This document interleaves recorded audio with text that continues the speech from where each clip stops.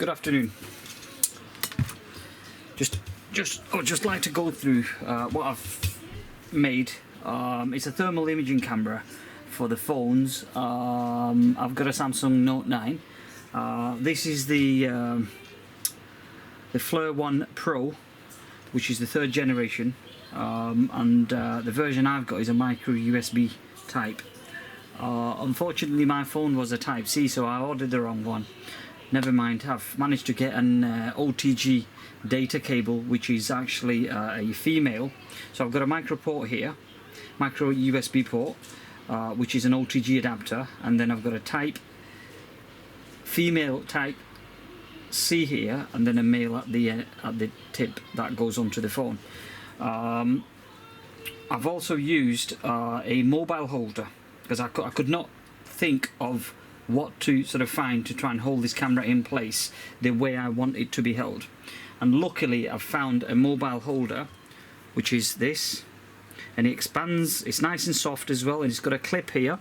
As you can see, that gets pushed in from the bottom, and it won't move. I mean, I'll just drop it, look, it won't fall off basically. So it's quite sturdy from that sense. In terms of the cabling, that's the best I can just sort of put that in. The best I can do, because this was a 1 meter cable, so it looked a bit funny, so I've wrapped it around with a bit of a cable tie, and it looks awesome. So that goes onto the phone. This cable is for your charging, so again, you know, I've put it there. Obviously I need to unwrap this as I'm charging it, but it's permanently connected on that side. Apparently they recommend that not to sort of you charge the unit wireless in use. So let's do a quick demonstration. Obviously I won't be thinking. Oh, one other thing I forgot to mention is that for ESD I've actually got this attached onto the frame here with a little copper homemade connector soldered onto that wire, and this is more of a flexible, I think it's 7 core, whatever it is, very fine wire, which is, you know, it's prone to flex and things like that, so it's not going to break like the single core. And that goes into my static mat somewhere here. Yep, it's there, so it'll get plugged in here onto the static mat. Although that the surface is ESD resistant, I've still put a layer of plastic film on, just so that I'm not making, even if the paint or the coating scratches off, I'm not shorting the boards out while I'm sort of inspecting the thingy. So first of all, let me turn the thermal imager on. Just hold it down. It'll be a solid amber, and then it'll flash blue. Let's hook the phone onto. Okay.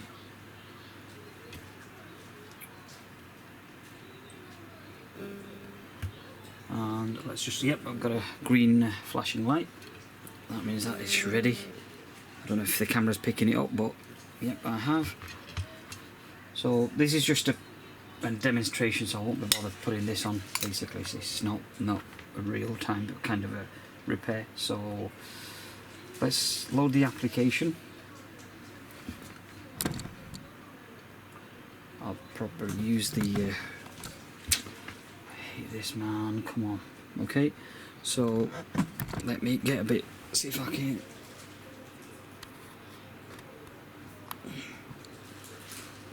And it's asking for the to connect the device.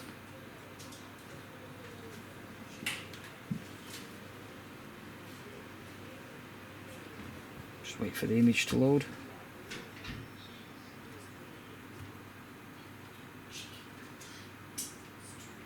Okay, and here we go. Right, let me find a board that I can quite quickly demonstrate.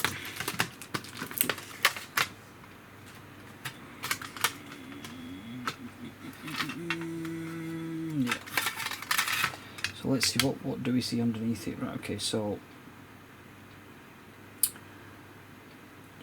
does it have the MSX enabled? Yes, it is. The MSX is enabled. You will see these little reflections. It's not a hot point, it's reflections because of the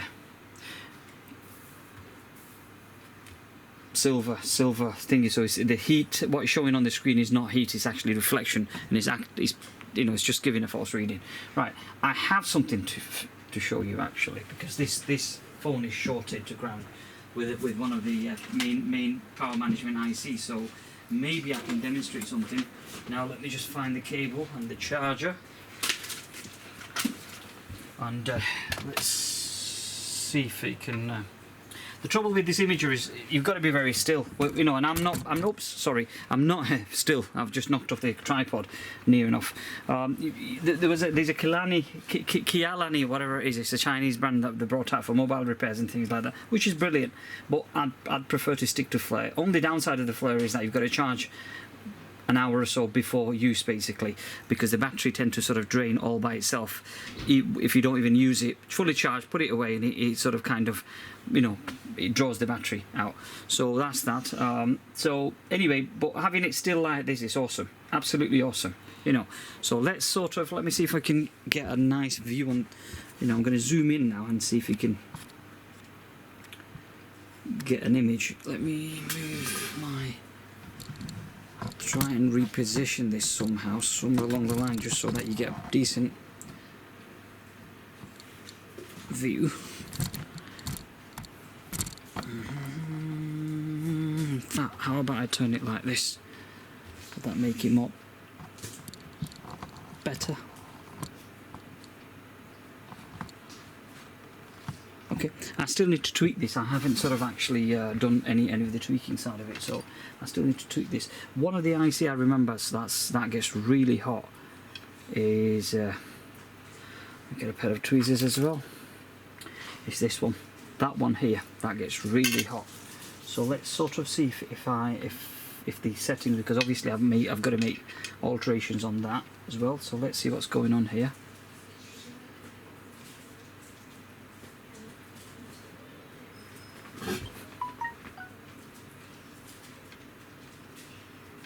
Oh, I've got to hit the power button. That's what I've got to do. I've got to hit the power button. See what happens. Hang on, let me get this on the centre. I'm getting a bit of a reflection from somewhere. Let me change the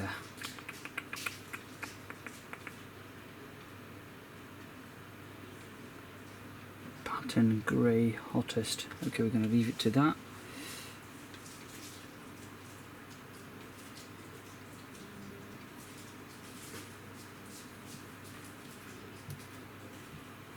Is it this chip? Is that plugged in? It is plugged in. Is the flex connected?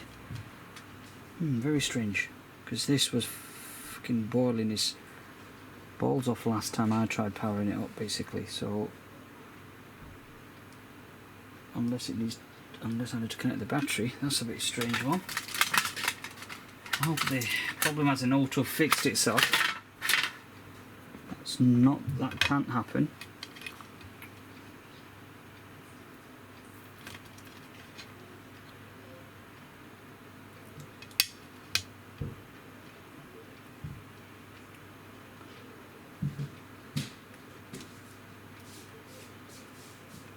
Aha!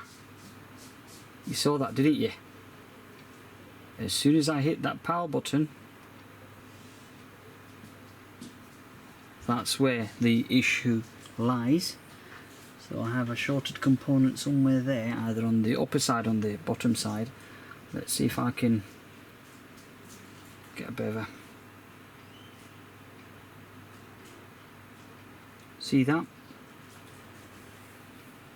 Absolutely awesome. Now the issue is that well, the good thing about it is that it's hand-free, the camera's stable, it's not wiggling and the image is wiggling and you're trying to get thingy, you know, get a good image basically. So anyway, this was just a demonstration purposes, right? Okay, so what have I used? It's pretty simple, straightforward build. Let me sort of get a, because I've just bought a tripod and I'm messing about with this and I'm still getting used to it with it. Okay, it's a stand which is made by this manufacturer. Whoops, it nearly dropped some on the phone. By this manufacturer, I think it's about 20 quid, £25 from eBay it was, and I've had this for a while. It comes with two hot air station holders. I've taken the larger one off, there's no need for that. So I've kept one. Obviously you will need OTG data transfer cable, not charging cable. Charging cable will not work, so make sure it's only OTG cable. Some cables are by, you know, both, it does both, but I would stick to OTG only for your thermal image camera output onto your phone. Basically, that's very important. That the lead was probably about £6, this particular lead, and the adapter was about a £5. I use this top. I'm going to exit this now. Turn the camera off. There we go. Let's get rid of my, put my phone away. Let's turn this off. Okay, so this is from a selfie stick which I've used. The selfie stick is here.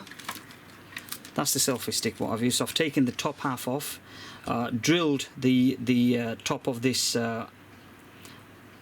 pipe, I should say, and basically put a screw through that to hold this in place, as you can see it here. And it's very sturdy, absolutely. No, I mean, it's good enough, perfectly. So the whole idea of this is basically, it saves me money from you know, buying another thermal imager. Secondly, this has the MSX technology, which means that you get a real picture on an image. You actually see the line, so it's you've seen what the image quality is. I'm not going to go into explaining what MXS is. It's just two cameras combined into one. So you've got a thermal imager and you've got a real-time camera, and it sort of gives you a kind of a both image together, if it makes sense. But beside that, I think it's perfectly working fine. Obviously, this will get connected to the ground, just to sort of avoid any unexpected ESD. Beside that, is perfectly working fine. I mean, the charging port is here, cable's here. As I said, you know, as I said earlier on the video, I just plug it in as and when I need to, and superb. So, job a good one, you know. I mean, the cost factor. One other thing I forgot to mention in terms of cost factor is this little thing, mobile phone holder, was about £2.99, £3-4, something like that. But my mate's phone shop didn't charge me. He just gave it me as a goodwill gesture. That was very nice of him, Sajid. And that's it pretty much. So I'll give you a bit of a what's going on here. That's it. It's pretty straightforward, simple. That's how the camera looks when it's on and it's there. This is where the grounding is, with a screw. I've just attached it to the plate, as I said, you know, beginning of the thingy. So yeah, superb. That's all, really brilliant, and it's working like magic. So the next job is troubleshooting. Anyway, guys, thank you very much. Look after yourself. Have a great weekend. Be happy, be well, be safe, and be humble. Take care. Thank you. Bye for now.